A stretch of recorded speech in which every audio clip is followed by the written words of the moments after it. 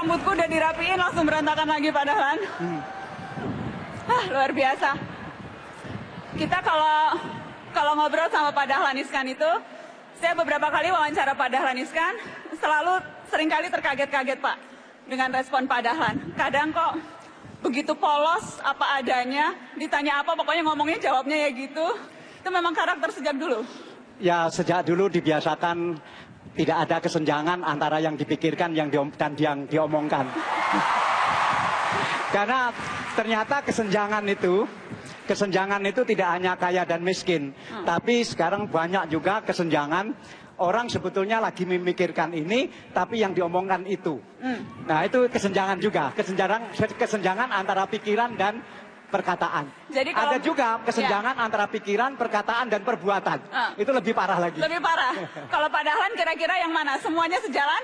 Ya sebaiknya orang itu hidup apa adanya, tidak perlu ada kesenjangan antara yang dipikirkan dan yang diomongkan, dan antara yang dipikirkan dan yang dilakukan. Ya.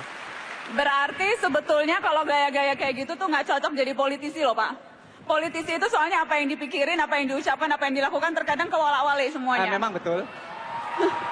Nggak cocok jadi politisi. Kalau jadi karena itu kan kampanye saya kan juga jauhi politik, kerja. Begitu. Jauhi politik, kerja. Pak Dahlan, kemana-mana itu saya lihat Pak Dahlan nggak pernah pakai pin menterinya ya. Biasanya kan kalau menteri-menteri itu ada pinnya itu loh adik-adik, yang besar sebesar ini. Malu apa Pak jadi menteri, pinnya nggak dipakai? Yang menteri-menteri yang lain tuh seneng banget loh, pokoknya baju apa, mau batik, mau safari, mau kaos oblong, pinnya harus dipakai, pin menteri. Kalau Pak Dahlan kayaknya izin apa gimana? Ya itu kan untuk membedakan mana menteri dan mana bukan menteri.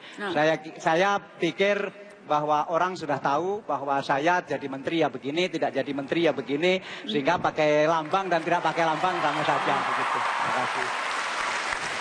Tampaknya seorang Dahlan Iskan itu selalu ingin menjauhkan diri dari jabatan kedudukan dengan birokrasi. Memang tidak menyukai birokrasi basa-basi. Iya, dulu waktu kan saya belum lama di pemerintahan. Ketika belum di pemerintahan dulu kan selalu pikiran saya nih dan pikiran kita semua yang di luar pemerintahan. Orang-orang birokrasi itu saya pikir waktu itu males sekali. Orang birokrasi itu males, lambat, ruwet, kemudian lebih banyak wacana begitu. Tetapi setelah saya masuk ke birokrasi, ternyata beberapa pikiran saya itu salah. Ternyata birokrasi itu juga kerja keras, juga rajin. Tapi pasti ada tapinya. Buktinya rapatnya itu luar biasa banyaknya. Jadi kalau diukur kinerja dari ukuran rapat itu luar biasa ya? Iya, jadi kalau sudah rapat itu luar biasa panjang, sering, kemudian rekor rapat terpanjang Dahlan Iskan berapa jam? Rekornya? Yang saya ikuti ya, bukan yang saya mimpin ya. Yang saya ikuti 5 jam. 5 jam? Ya. 5 jam dan tidak mengambil keputusan. Siapa ya kira-kira? Itu sidang kabinet ya Pak? Bukan, sidang menteri tapi bukan tingkat kabinet. Oh, kirain kalau sidang menteri kan yang mimpin presiden biasanya. Bukan. Oh, oke. Tepuk tangan dong Menteri Koboi Dahlan Iskan. Pak Dahlan akan ada 2 narasumber yang kok nggak diajak sih Pak? Mau diajak? Angkat tangannya silakan. Oh, tuker tak Pak? Tetap aja deh Pak. Tetap aja Pak. Silakan. Yang ngatur skenario saya Pak. Silakan duduk. Pak Mahfud, terima kasih sudah hadir di Malang. Waktu itu kita juga ke Malang bareng ya Pak? Kenapa? Waktu itu pun kita ke Malangnya bersama. Iya. Sudah 3 kali saya dengan Anda di sini. Sudah 3 kali. Pak Mahfud, Anda kan tadi di awal saya sebut sempat di eksekutif, di legislatif, dan di yudikatif. Ya. Dan sepertinya cepat sekali masa jabatan itu Anda lalui dan kemudian Anda dapatkan. Itu apakah memang pernah terbayangkan suatu saat akan berada di posisi seperti ini yang sekarang malah maunya jadi presiden? Tidak pernah sejak kecil saya membayangkan menduduki jabatan-jabatan penting itu. Karena waktu kecil saya hidup di desa, di Madura, yang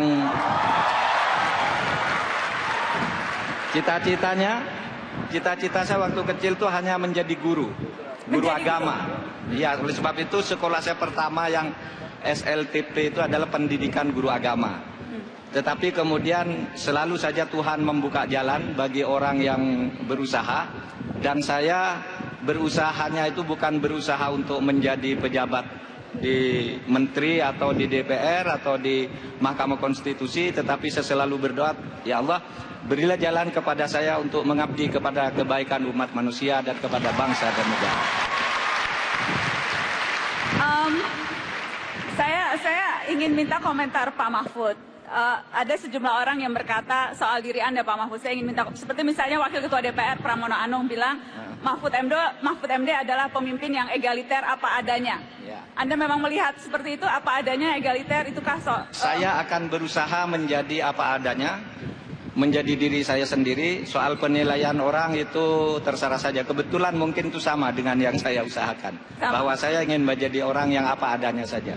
Pak Mahfud, ada perasaan berdosa, bersalah, meninggalkan Mahkamah Konstitusi yang wibawanya makin lama makin parah, sehingga tidak, yang kita lihat kejadian kemarin ketika dirusak oleh massa, ada perasaan berdosa meninggalkan legacy yang ternyata kemudian hancur begitu saja? Saya tidak merasa berdosa karena saya tidak ikut melakukan kesalahan di situ, tetapi ini, saya merasa menyesal itu terjadi. Karena Mahkamah Konstitusi itu tahun 2012 di Harvard Handbook, Alex Stone itu menulis Mahkamah Konstitusi Indonesia itu termasuk 10 Mahkamah Konstitusi terbaik di dunia. Tahun 2012, tapi 2013 hancur begitu saja. Yang saya kalau bicara dengan Pak Dahlan Iskan, sahabat saya ini, sepertinya Mahkamah Konstitusi itu sesudah ditinggal Pak Mahfud seperti kuda yang selama bertahun-tahun diikat kemudian dilepas begitu saja lalu menjadi liar, kata Pak Dahlan. Begitu Pak Dahlan, Anda melihatnya seperti itu? Apa karena selama ini Pak Mahfud itu semua dilarang, nggak boleh ini, nggak boleh itu, nggak boleh ini, nggak boleh itu, Pak Mahfud pergi, ini kayak kuda yang mula-mula dikekang yang sangat kuat, begitu Pak Mahfud pergi, ayo merdeka!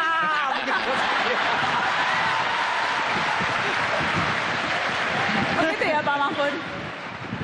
Jadi selama ini apa yang kemudian Anda lakukan? Ini temanya Komandan Koboi. Cuma kalau Koboi itu biasanya nggak banyak aturan loh. Ini ternyata menurut Pak Dahlan, Pak Mahfud menegakkan aturan yang sangat ketat sesungguhnya ketika itu di Mahkamah Konstitusi. Apa misalnya? Tidak boleh ketemu dengan pihak berperkara di dalam ruangan. Itu sesederhana itukah? Bukan hanya itu, tentu tidak boleh bertemu dengan pihak yang berperkara. Kemudian juga saya juga melarang hakim satu datang ke kamarnya hakim lain. Oke. Kecuali di tempat sidang rapat untuk berbicara perkara. Jadi setiap hakim itu membuat keputusannya sendiri lalu diadu di atas meja bersama-sama. Baik. Nah disitulah sampai di voting apakah aklamasi itu. Jadi tidak boleh saling mempengaruhi. Apalagi sampai berdiskusi dengan orang luar. Berdiskusi dengan sesama hakim saja kalau bukan resmi dibuka untuk forum diskusi, saya tidak bolehkan waktu itu. Baik. Terima kasih Pak Ahok sudah mau diculik dari Jakarta untuk datang ke Malang. Sudah berapa lama tidak datang ke Malang Pak Ahok? Aduh, udah lama saya lupa udah kapan. Pak Ahok, saya mau langsung tanya, banyak orang yang terkagum-kagum, bahkan tapi seringnya terkaget-kaget sama keberanian Anda Pak Ahok. Tampaknya Anda tuh orangnya nggak ada takutnya ya. Dari mulai preman, cuek saja dilabrak, sampai menteri pun ada yang dimarahin juga sama Pak Ahok. Sampai hampir semua orang itu Ahok nggak ada matinya, nggak ada takutnya, semuanya dilawan. Nah, asal keberanian itu dari mana Pak Ahok? Kok bisa berani sekali? Saya kira ini mungkin udah pernah dengar cerita di kapal penumpang di laut, ada nenek-nenek kecebur ke laut kan. Lalu dilemparin anak buah kapal pelampung menolong nenek-nenek itu, tapi tidak bisa. Semua tidak ada yang mau terjun. Akhirnya ada satu anak muda yang nekat terjun, menolong nenek ini. Baik begitu sampai ke atas, semua tepuk tangan, bilang anak muda berani, hebat. Sampai ke dek, anak muda tanya, siapa yang dorong saya jatuh tadi? Nah, jadi Pak Ahok ini anak muda tadi. Jadi sebetulnya nggak berani, tapi karena didorong. Jadi saya itu anak muda itu udah kecemplung, ya sudah menyelamatkan diri, sekalian menyelamatkan nenek-nenek lah kira-kira gitu. Bagus. Itu coret saja. Opinion orang Indonesia. Beli 2 gratis 1 dari Wings Book.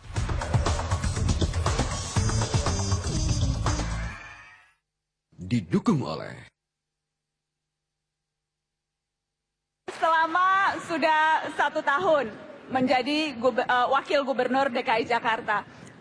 Saya ingat ketika saya beberapa kali wawancara Anda, Pak Ahok, Anda mengatakan di Jakarta itu kepentingannya semua dari mulai orang konglomerat, orang melarat, birokrat, semuanya punya kepentingan. Dan kalau nggak punya cukup nyali itu bisa lewat tuh. Ya, waktu itu saya ditanya, lebih mudah mana jadi bupati di Belitung Timur apa jadi wakil gubernur di DKI? Makanya saya bilang, lebih mudah di DKI. Semua marah, sombong, naif gitu kan. Saya bilang jujur, karena kalau di DKI ketemu 10 orang, 8 orang itu profesor doktor, kalau tidak ada profesor doktor belakangnya PhD. Kalau di kampung saya ketemu 10 orang, 8 orang di bawah saya sekolahnya. Jadi kan lebih mudah di DKI. Di DKI sudah karena ibu kota, sudah puluhan tahun, semua masalah sudah ada kajiannya, semua solusi sudah ada kajiannya. Tapi jadi di DKI tidak perlu latihan otak, saya bilang. Yang perlu latihan otot. Otot jantung, otot saraf. Gitu. Itu aja. setahun ini latihan otot terus, otot saraf terus dilatih. Saya tiap pagi latihan. Kemarin saya khawatir. Jadi anak saya bilang, Papa pergi check up jantung, Pak. Takut Bapak kena serangan jantung karena kerjanya terlalu itu. Ya kemarin saya tes. Oh, tapi kata dokternya masih bagus. Berarti latihan saya benar. Latihannya benar. Karena setiap hari marah-marah terus. Jadi latihan jantungnya tuh kayaknya bekerja keras terus. Pak Ahok, tapi 1 tahun menjadi wakil gubernur, paling enaknya apa sih? Jadi orang nomor 2 Jakarta? Enaknya kita bisa marahin pejabat yang nggak becus.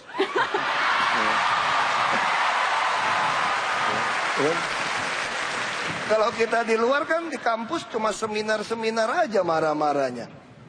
Di warung kopi ya cuma marah-marah di luar saja. Nah kalau di dalam kan enak. Kita marah-marahin nggak ada yang berani ngelawan kan.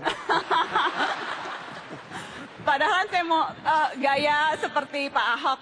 Ini memang orang Jakarta harus digituin ya Pak? Saya kira ya, Bang Ali kan dulu juga keras sekali. Dan Lee Kuan Yew luar biasa kerasnya.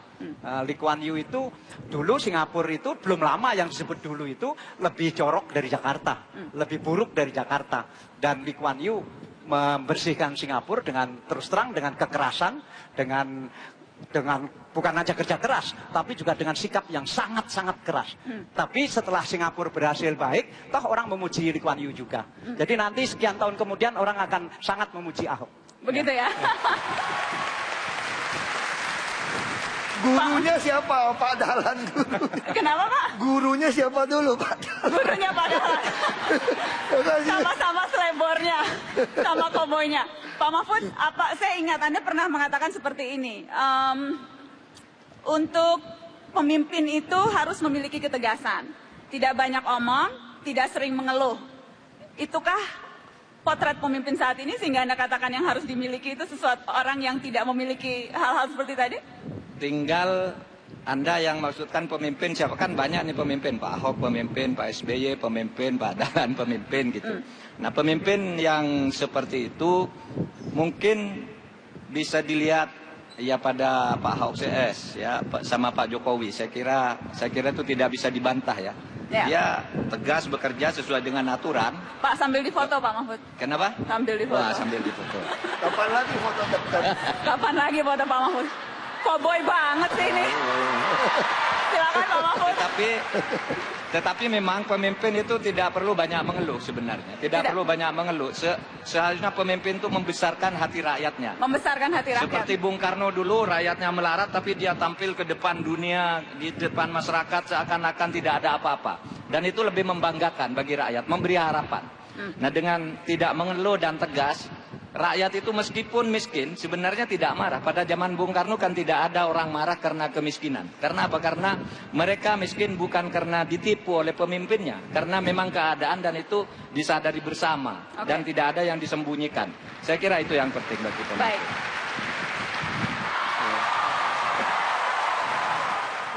Saya ingin kita bicara soal tiga komandan koboi ini dari segi bagaimana menyiasati birokrasi. Tadi Pak Dahlan sudah katakan bahwa birokrasi itu terutama di negeri ini itu sangat lambat bergerak dan cenderung membelenggu. Bagaimana kemudian bisa menjadi koboi kalau kemudian yang digembala itu bukan sapi yang lincah atau kuda yang lincah tapi justru siput? Pak Dahlan? Ya, misalnya apakah korupsi, apakah percepatan pembangunan, itu kan kita memerlukan birokrasi yang simple, yang efisien, kemudian berbuat, yang istilah saya kerja itu.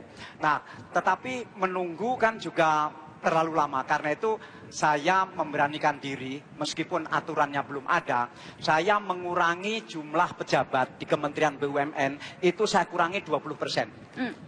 Dan tidak apa-apa, ternyata tidak ada. Tidak di demo, Pak? Ternyata tidak, karena kan kita, yang penting kan hasilnya harus bagaimana.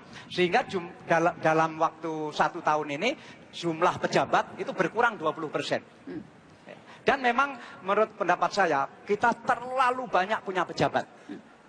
Terlalu banyak yang disebut pejabat struktural itu. Itu betul-betul harus. Dan konsekuensinya berarti pengeluaran untuk gaji, pengeluaran untuk fasilitas dan tunjangan itu juga meroket. Mungkin kalau soal pengeluaran nggak seberapa. Tetapi ruwetnya persoalan itu lebih besar lagi. Misalnya mestinya satu program bisa selesai, bisa dimulai tahun ini, tapi karena ruwet maka tidak bisa dimulai tahun ini, baru bisa dimulai 3 tahun lagi. Ya. Kerugian 2 tahun itu jauh lebih besar dibanding soal gaji atau soal fasilitas. Karena keruwetan. Itukah yang Anda temui Pak Ahok, keruwetan, dan bagaimana cara Anda mengurai keruwetan birokrasi? Karena ya percuma menjadi koboi kalau kemudian harus berada di pagar yang sangat tinggi. Ya, jujur saja sebetulnya PNS itu tidak semua buruk. Ya, kita mau bagi-bagi ya, masih ada lah 20% yang baik sekali sebetulnya. Berapa persen yang masih baik, Pak? 20%. 20%. Kami tes. Kami kenapa tahu? Kami melakukan seleksi promosi terbuka. Jadi dengan tes seperti itu, kita mulai tahu. Oh, ini yang bagus sekian, yang biasa-biasa, yang buruk berapa, kita udah tahu. Nah, yang lebih penting lagi kami tegaskan kepada mereka, kami tidak akan menitip siapapun dari partai politik. Jadi pertama baru masuk, banyak sekali PNS yang golongannya tinggi itu ngelobi-lobi ya pengurus partai. Lalu, Anda kan orang partai juga, Pak Ahok? Ya, tidak apa-apa. Yang penting kan Anda begitu. Pernah ada titipan dari partai Anda nggak? Ya itu, makin Anda titip, makin kita coret sama Pak Jokowi. Oh gitu? Ya, karena kata Pak Jokowi, ini,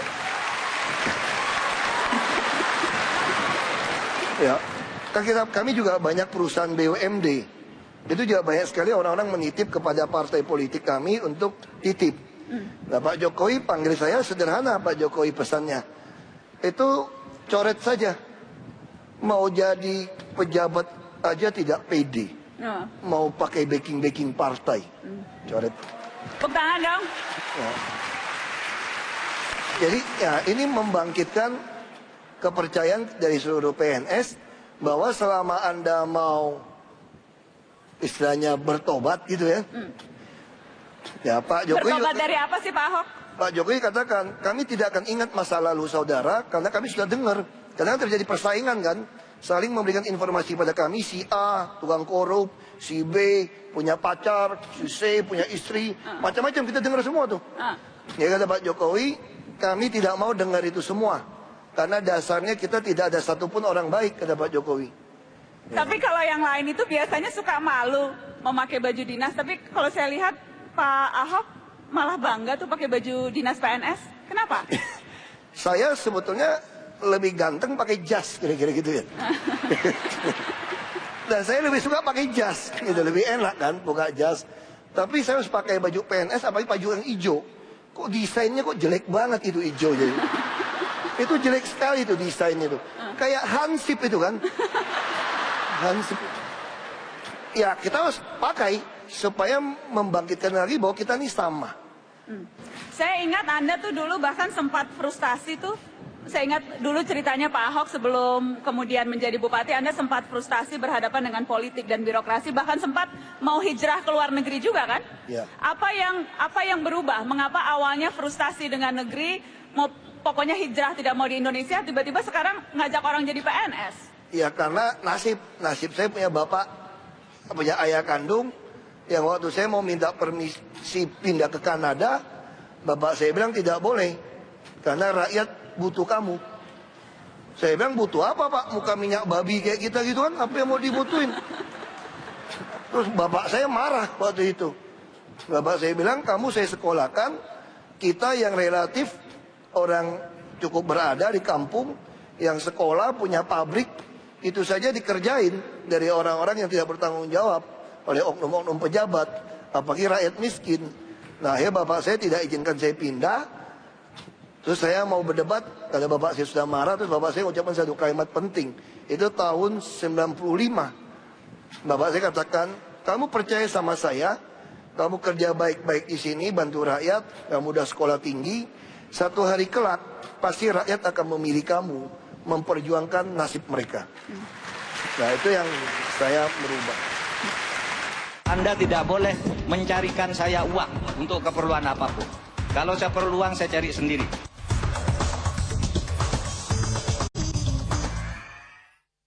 Didukung oleh Pak Mahfud, soal tadi pendapat orang, pengakuan Pak Ahok hanya 20% yang baik, yang lainnya buruk. Maksud saya itu 20% baik, yang Sisanya? 60% lihat-lihat angin kira-kira gitu. 80% lihat angin, Ya, jadi tergantung 20%. anginnya bertiup ke baik atau ke buruk, Lihat begitu siapa ya? yang mimpin. Kalau kepalanya lurus, bawahnya tidak berani, tidak lurus. Kuncinya di situkah Pak Mahfud? Kuncinya di situkah Anda sependapat dengan Pak Ahok bahwa semuanya, kalaupun kita berasumsikan rata-rata memang hanya melihat kemana angin berputar, Ya, ya. karena itulah esensi pemimpin sesungguhnya? Ya saya kira itu. Jadi begini, saya kira pertama kali ini saya dengar dari Pak Dahlan Iskan. Sebenarnya di Indonesia itu 10% baik, 10% jelek. Yang 80% itu lihat siapa yang menang. Oleh sebab itu kita harus berusaha memenangkan yang baik ini sehingga yang ini ikut ke sini. Nah, saya setuju itu. Nah, itu sebabnya ketika saya memimpin MK pertama kali, saya pegang sekjen. Sekjen ada 3 hal yang saya minta Anda perhatikan, di luar itu terserah Anda. 1, Anda adalah anak buah saya, bukan anak buah istri saya. Itu saya katakan begitu. Karena di berbagai instansi itu, istri pejabat itu sering ikut-ikut. Dan itu yang sering merusak kantor itu. Sering lebih berkuasa. Sering lebih berkuasa dari suami. 1, Anda anak buah saya. Oleh sebab itu, tidak boleh Anda mendengar perintah dari siapapun selain saya. Yang kedua, Anda tidak boleh mencarikan saya uang untuk keperluan apapun. Kalau saya perlu uang, saya cari sendiri. Apalagi Anda sampai merekayasa anggaran macam-macam karena hanya akan melayani saya. Yang ketiga, Anda harus menjadi contoh yang baik. Gitu aja. Sesudah itu, saya kira birokrasi di MK relatif lebih mudah karena di sana kan hanya 250 orang pegawai sehingga lebih mudah dikendalikan. Ya. Tapi saya juga dulu pernah memimpin birokrasi yang besar ketika saya menjadi Menteri Pertahanan. Saya katakan begitu, Bapak, saya tahu di sini banyak proyek besar. Saya tidak akan ikut-ikut. Anda sudah tahu caranya, ada aturannya. Harus benar, tetapi begitu saya mendengar laporan yang tidak benar, Anda akan saya periksa dan saya akan membentuk tim pemeriksa. Oke. Nanti kalau Anda datang ke saya, mungkin teman saya akan minta proyek. Saya ketik nota ke Anda, tolong kasih teman saya ini proyek. Tetapi sesudah surat saya sampai ke Anda jawab bahwa surat menteri pun di sini tidak berlaku.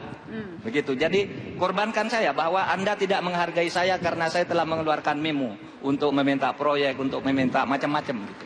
Nah, itu saya katakan begitu. Saya sempat ngobrol-ngobrol sama beberapa orang yang makan di bakso presiden. Kita lihat sama-sama tayangan tadi malam waktu makan bakso presiden di sini.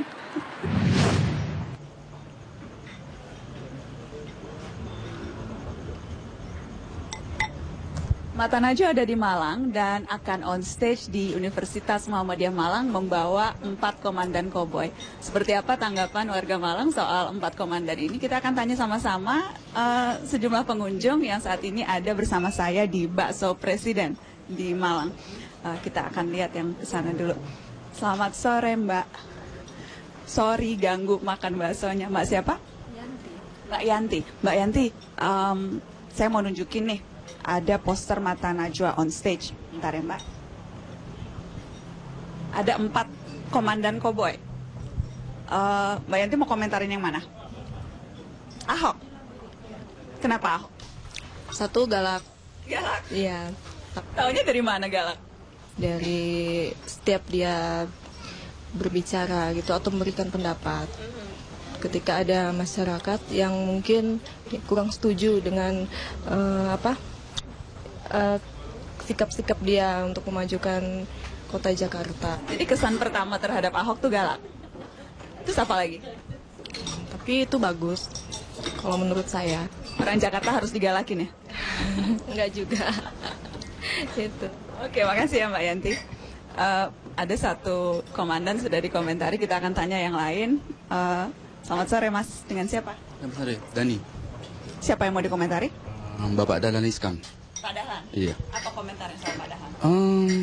Saya secara personal suka dengan pribadi Bapak Dahlan Iskan. Beliau sebagai Menteri BUMN, sebagai pemilik salah satu grup besar Jawa Pos, beliau itu nggak jaim. Nggak jaim ya? Misalnya apa? Kelihatan nggak jaimnya dari mananya? Nggak jaim nggak kayak menteri yang lain. Misalnya turun ke jalan harus pakai kemeja, jas lengkap, dikawal gitu. Dia kalau turun ke jalan merakyat, pakai jas biasa, pakai baju biasa.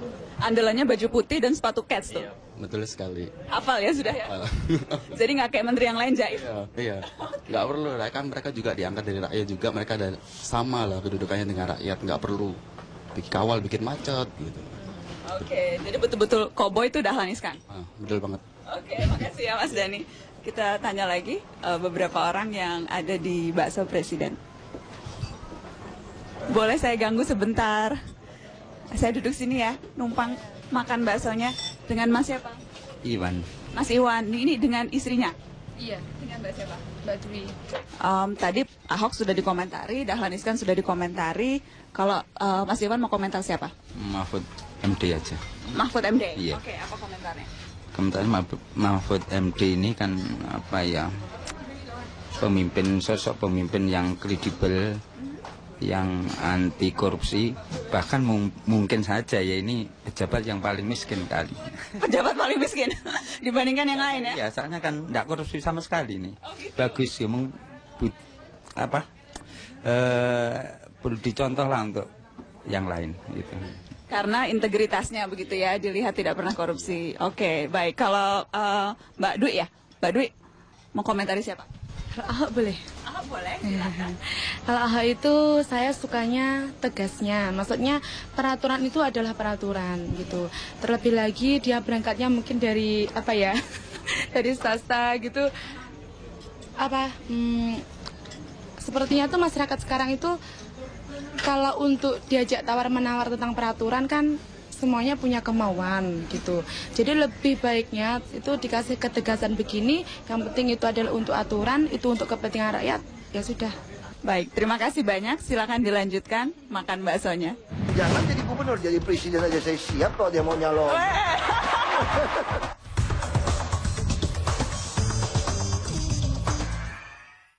Didukung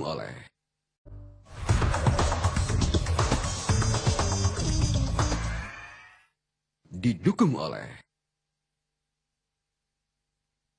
Pak Ahok, terganggu tidak kalau kemudian image yang kencangnya itu tegas, galak? Terganggu tidak dengan image itu? Atau memang ya biarkanlah orang menilai galak asal kerjaan beres? Ya kalau saya sih dari dulu berpolitik, saya tidak peduli orang suka atau tidak suka.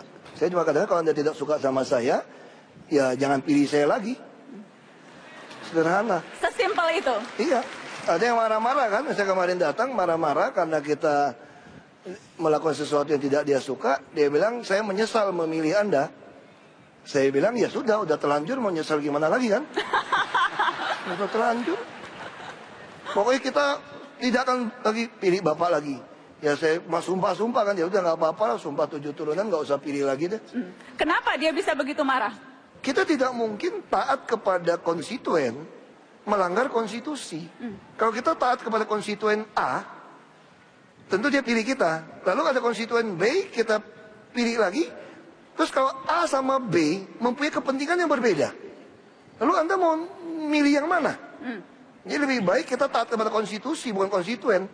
Ya tidak mau tahu. Lurus Tepuk tangan aja. dong, taat konstitusi bukan konstituen. Ya itu aja.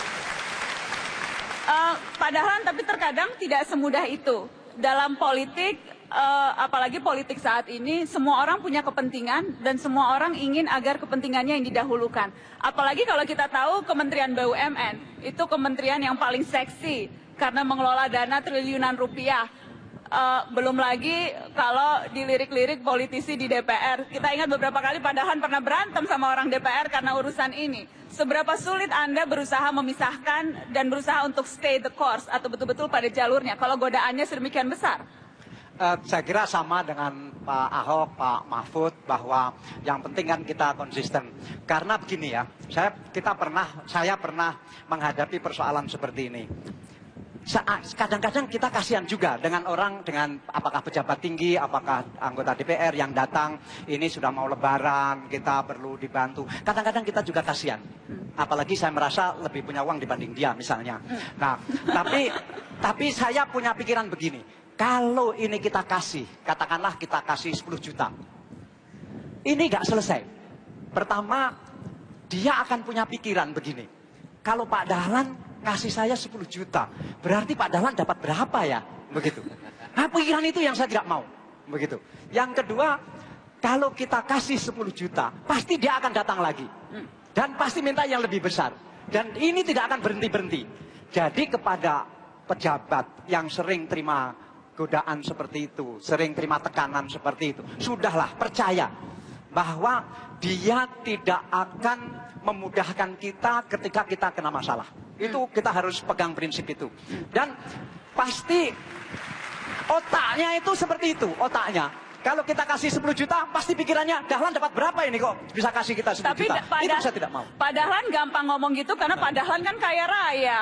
Duitnya, saya ingat pernah wawancara Pak Dahlan, 7 turunan tidak akan habis uangnya. Jadi tidak akan tergoda. Enggak juga. Tidak Saya akan kira tergoda Pak Mahfud, materi, sudah kaya raya Dahlan Iskan. Kalau yang lain yang gajinya pas-pasan ya tergoda. saya kira lah, Pak Mahfud sudah membuktikan juga bahwa yang penting itu prinsipnya sendiri. Karena itu tidak akan habis-habisnya. Kita sekarang mau kasih kesempatan untuk adik-adik bertanya.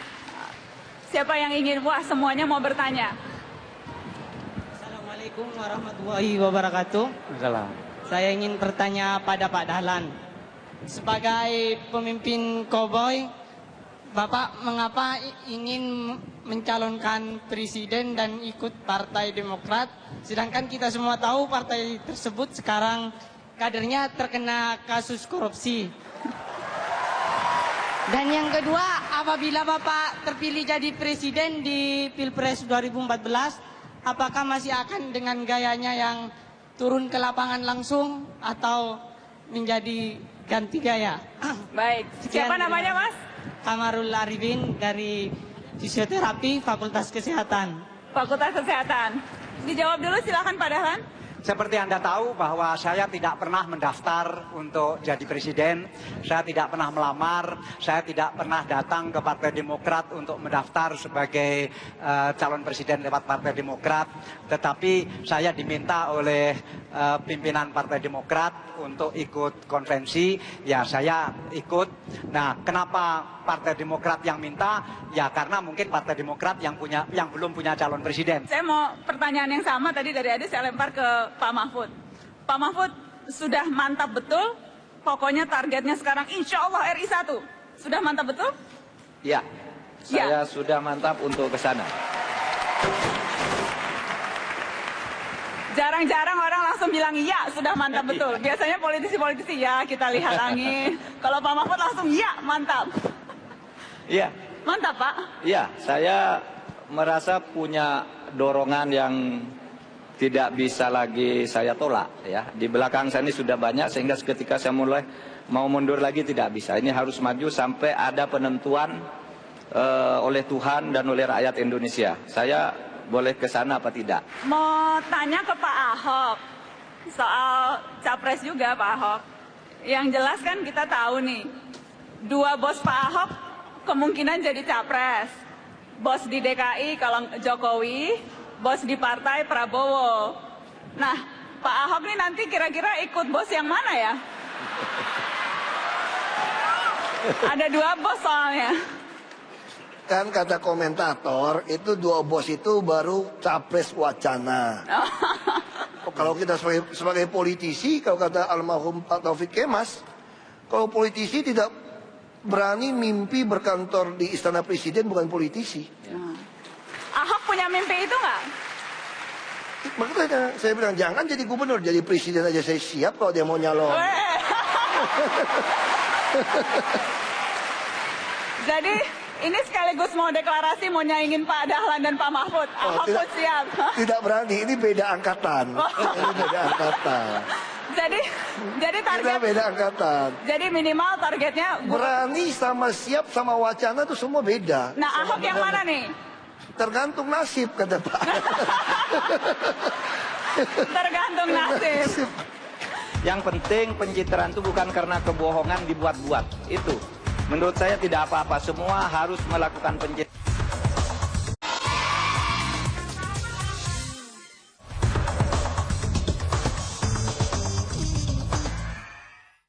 Didukung oleh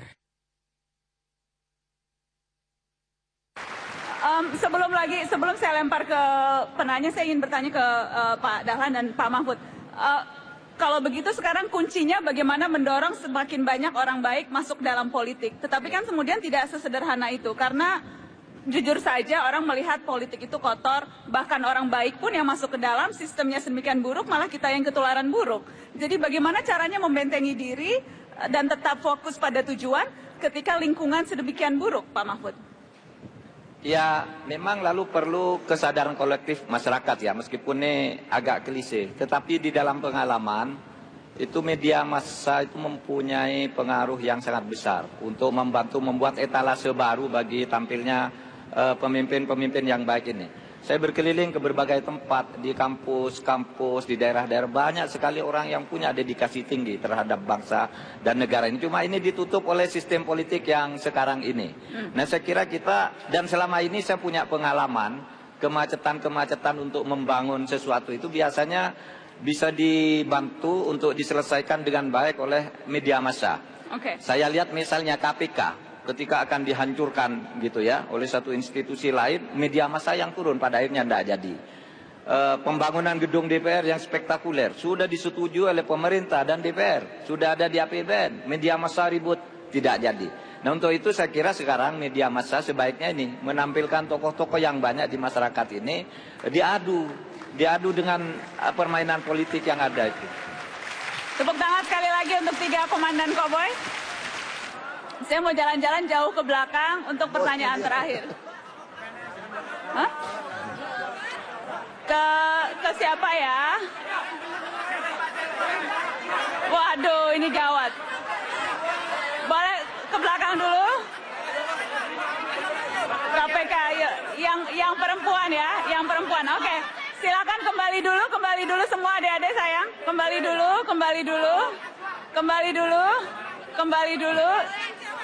dulu, ya yang cewek. Ya, saya mau nanya ke yang ini. Nah, namanya siapa Mbak? Nama saya Firda Alfiani. Sebentar, saya mau kameranya sebelah mana ini? Boleh? Ya, namanya siapa? Nama saya Firda Alfiani dari Fakultas Pertanian Universitas Brawijaya. Oke. Mau tanya ke siapa? Saya tanya ke Kakanda Mahfud MD. Selamat datang Pak. Yakuza Pak. Ya, yang saya pertanyakan di sini, ketika memang di depan di sini saya kira semuanya adalah sebuah pencitraan. Bagaimana nantinya menjadi calon presiden Republik Indonesia. Nah, berbicara tentang seorang presiden, di sini bukan masalah instansi atau mungkin hanya di DKI Jakarta, di Mahkamah Konstitusi atau mungkin di badan usaha milik negara. Tapi Presiden Republik Indonesia dari Sabang sampai Merauke. Nah, yang saya tanyakan, bagaimana langkah konkret Anda semua ketika memang nanti menjadi presiden untuk melakukan pemerataan perekonomian, bukan hanya di Pulau Jawa, tapi kita melihat saudara-saudara kita yang ada di Papua, di Kalimantan, di Sumatera, seperti itu. Terima kasih. Terima kasih. Silakan Pak Mahfud mau menjawab terlebih dahulu. Kalau tadi diawali dengan semoga ini bukan pencitraan. Kalau kemudian ada yang melihat bahwa apa yang ditampilkan oleh seorang Dahlan Iskan, seorang Mahfud MD, seorang Basuki Cahayapurnama, ini hanya pencitraan belaka? Tersinggung tidak? Tidak. Menurut saya setiap orang memang harus melakukan pencitraan. Saya sejak muda, sejak kecil ingin agar citra diri saya itu menjadi dipandang oleh orang bahwa ini orang lurus, orang benar. Kan semua orang harus punya cita-cita, dicitrakan sebagai orang baik. Yang penting pencitraan itu bukan karena kebohongan dibuat-buat. Itu menurut saya tidak apa-apa. Semua harus melakukan pencitraan. Anda semua sebenarnya di hati kecilnya saya ingin tercitrakan sebagai orang seperti ini. Jadi biasa saja menurut saya tentang itu. Oke, Pak Dahlan, ini semua pencitraan tidak? Oh, terserahlah. Kalau saya seperti Pak Mahfud tidak peduli apakah dianggap pencitraan atau tidak, nggak peduli. Tidak peduli? Nggak peduli. Kenapa tidak peduli Pak Dahlan? Ya kan hak orang masing-masing untuk menilai. Ya. Hak orang untuk menilai apakah ini palsu, Pencitraan kosmetik, atau ini Dahlan yang sesungguhnya. Iya. Jadi kalau misalnya suara-suara seperti itu tidak pernah mengganggu Anda? Enggak. Dan Apa ini ada- kan negara demokrasi. Kita harus juga belajar menerima suara apapun. Di sebuah negara demokrasi dan dimanapun saya percaya bahwa pasti ada masyarakat baik, pasti ada orang yang tidak baik, ada orang kaya, ada orang miskin, ada orang tulus, ada orang tidak tulus. Itu namanya dunia. Kalau tidak begitu namanya bukan dunia. Dan saya percaya itu. Jadi Boleh nggak tepuk tangan buat Pak Dahlan Iskan.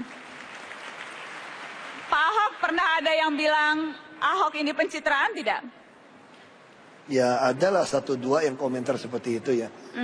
Jadi saya kira kan kita seperti di sini kan jadi showcase, ini kayak etalase saja dipertontonkan kan.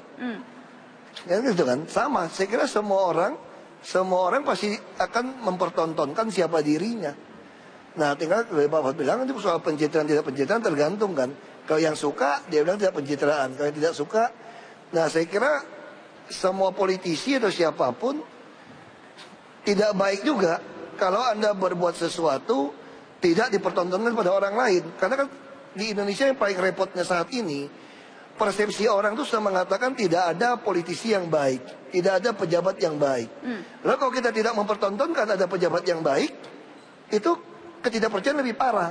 Ya kalau kita bicara filsuf Tiongkok, kalau bicara 5 unsur sebuah negara harus maju, itu harus memenuhi ada pertahanan, ada rakyat, ada makanan, ada wilayah, ada kepercayaan. Kalau hanya 1 unsur harus bertahan, itu ada unsur kepercayaan. Nah ketika ada panggung-panggung seperti ini adalah sebuah showcase untuk mempertontonkan kepada orang-orang yang tidak percaya bahwa tidak mungkin ada pejabat yang jujur, tidak mungkin ada pejabat yang melayani. Ini kami, Anda boleh cek, kita tantang Anda, periksa kami. Itu intinya seperti itu. Tantang untuk periksa Ahok. Ya. Cucu sudah lucu-lucu, uang juga cukup, mau cari apa lagi? Itu nasihat istri saya.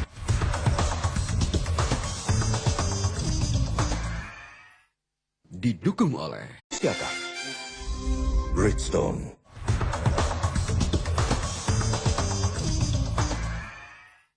didukung oleh Pertanyaan penutup untuk ketiga komandan koboi ini, saya ingin tahu apa nasihat terpenting yang pernah Anda bertiga terima dari orang lain dan siapakah orangnya itu? Apa yang sampai sekarang sepanjang perjalanan karir betul-betul menjadi pegangan? Nasihat dari siapa dan apa isi nasihat itu? Pak Mahfud? Jadi begini, kalau kita ingin berjuang, jangan terikat kepada fakta yang ada di depan kita. Artinya misalnya, aduh faktanya begitu, saya tidak mungkin. Itu nasihat yang pernah saya terima. Kalau Anda ingin berhasil berjuang, berusahalah membuat fakta baru, membuat fakta sendiri. Jadi jangan misalnya sekarang, si A itu kuat, si B itu hebat ini. Faktanya begitu, saya tidak akan bisa. Tidak, kita harus menyatakan saya akan membuat fakta bahwa fakta itu tidak benar. Nasihat itu saya dulu terima dari Presiden Abdurrahman Wahid. Presiden Abdurrahman Wahid. Harus membuat fakta sendiri. Membuat fakta, jangan dibelenggu oleh fakta. Pak Dahlan, apa nasihat terbaik yang pernah Anda terima dan dari siapa? Nasihat terbaik yang saya terima adalah dari istri saya. Dia bilang, istri saya selalu bilang begini, mau cari apa lagi Anda ini gitu. Mau cari apa lagi? Sudahlah cukup, cucu sudah lucu-lucu, uang juga cukup, mau cari apa lagi gitu. Itu nasihat istri saya. Dan itu yang membuat saya tidak kemerungsung, tidak ngoyo, dan tidak ini harus begini, harus jadi presiden. Enggak. Jadi ya saya dengar baik-baik nasihat itu. Boleh tepuk tangan, Dahlan Iskan. Pak Ahok, ada nasihat yang sampai sekarang Anda ingat? Ya, nasihatnya dari bapak saya. Bapak saya bilang, karena saya tinggal di lingkungan 93% Muslim. Tentu kita beda suku, situasi sekarang kan agak tegang. Tapi bapak saya sudah katakan, kalau kamu mau nolong orang, jangan lihat suku agama rasnya apa. Mau tolong ya tolong. Itu pertama. Dan jangan juga menunggu kamu kaya. Karena definisi kaya, itu ada kata bapak saya, orang yang kaya itu kalau kamu punya semua yang kamu butuhkan, bukan yang semua yang kamu inginkan. Karena orang paling kaya pun tidak bisa mendapatkan semua yang dia inginkan. Makanya kalau kita tanya harta karun terbesar di dunia di mana, itu kalau aset tak berwujud jadi aset berwujud, itu adalah kuburan. Karena semua impian, keinginan orang, keserakahan orang dikubur di situ. Kalau yang tak berwujud jadi berwujud, itu harta karun terbesar. Karena itu kita ini kaya, bapak saya sudah katakan, karena kita punya semua yang kita butuhkan. Itu yang penting adik-adik mahasiswa punya di dalam persepsi kita. Tepuk tangan sekali lagi untuk 3 komandan koboi.